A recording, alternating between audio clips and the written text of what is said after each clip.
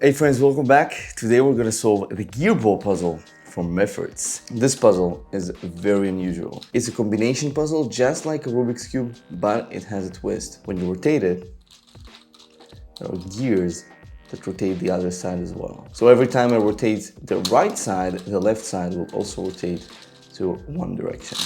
This makes it into a really intricate and cool dynamic and makes it very unusual to actually go through.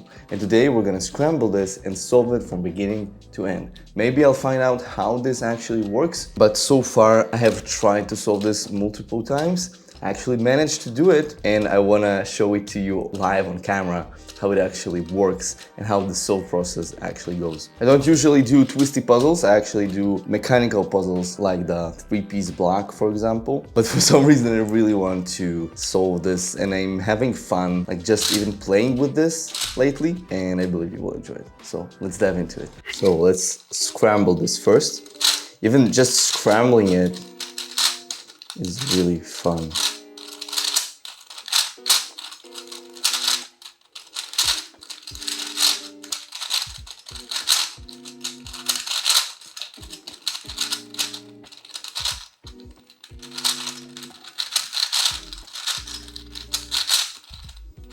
So this looks scrambled enough for me. So the way I'm thinking about this, like in a normal Rubik's Cube, you'd want to start with one side and make a plus and then continue from there.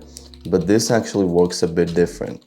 Let's say I've got this red piece and pink pieces, and here I have two red edges and the pink, it's not pink, it's violet, and a violet center. So I move this once and twice, and they switch places. Like that. So the center switch and the edges stay in the edge. So here I've got another opportunity. I'm gonna take the yellow center and the orange center, and I'm gonna do two moves like that. And suddenly I've got strips. So we got the red strip, yellow strip, and a violet strip. And for some reason we also got a side almost completely full. So something I'm gonna do here, let's do this. I'm gonna move this once here, then I have disconnected the center strip from the sides, and I can also look at the other side and see the blue center piece there. So if I do this twice, then the blue center piece is now here, and the green center piece is now on the other side. And if I rotate this half back down, then the left half will go up using the gears, just like that.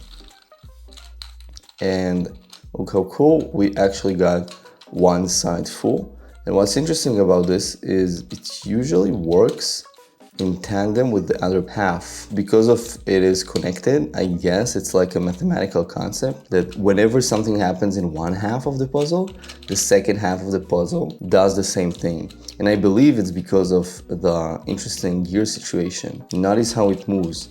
I move this up and this moves the other half down. So everything happens in tandem.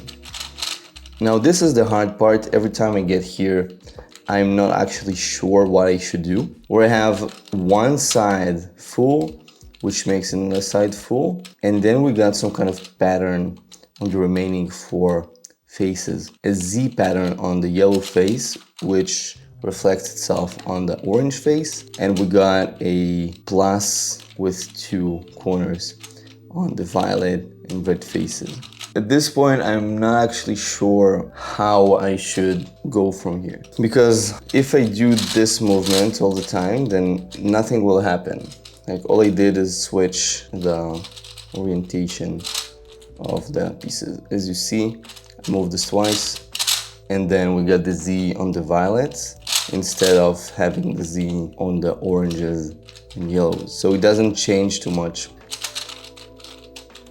But I am thinking like what would be the most straightforward way to solve this from here. Maybe like some kind of play with displacing the green and blue sides.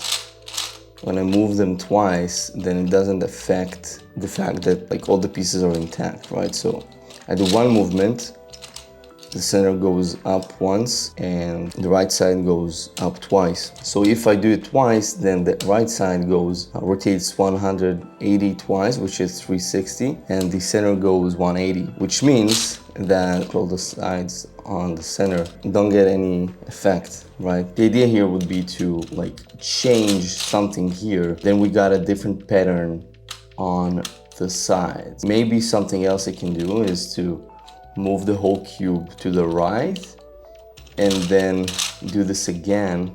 Maybe this changes something, but I don't think it does.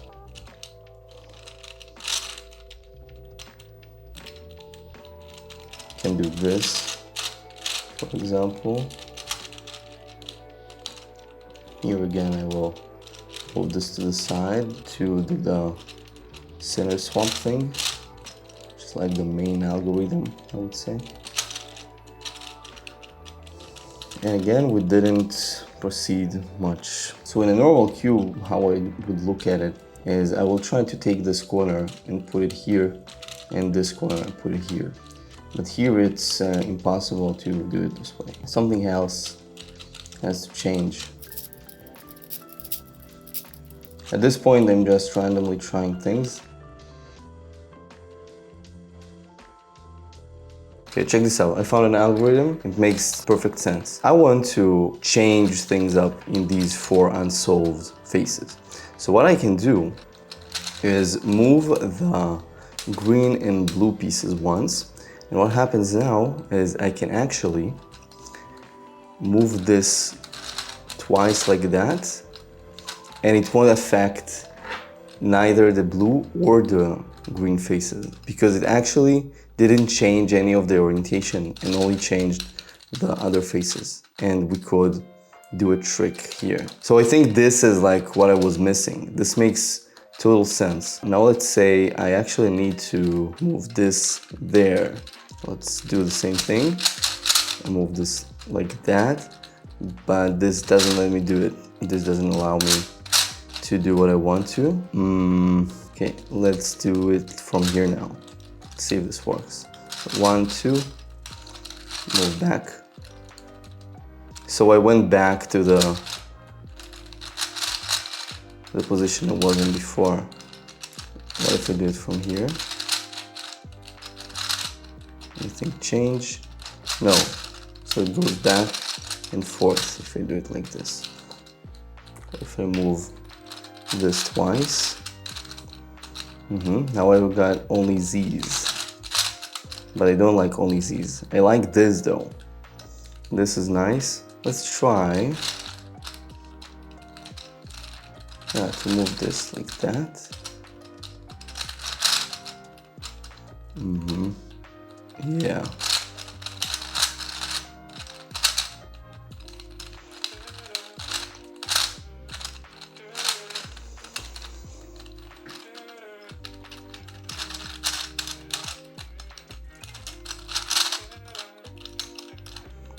Okay.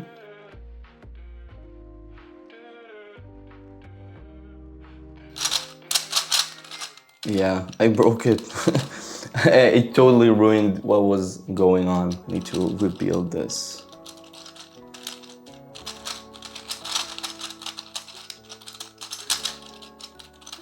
Okay, we made it. Now we got all pluses, or all like this. So this should be easy.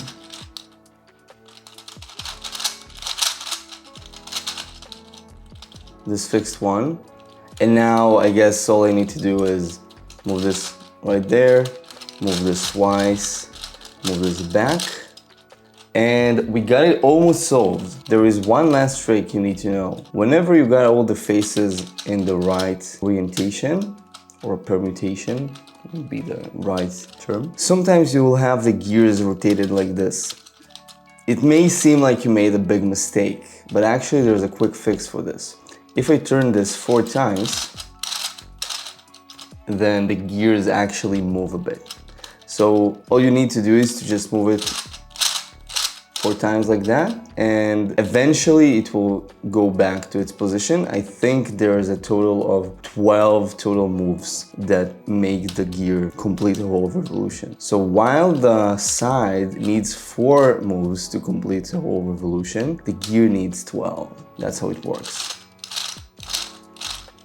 And bam! And the puzzle is solved. That was really nice. I figured out some of the algorithms, but some algorithms were not figured out, which are the plus 2 corners. This one I still do not know how to solve, but you saw that the H's were actually figured out. That's nice progress, and I hope you enjoyed seeing me solve this gear ball puzzle. It's different than usual, and if you enjoyed this one, maybe you'll enjoy this puzzle too.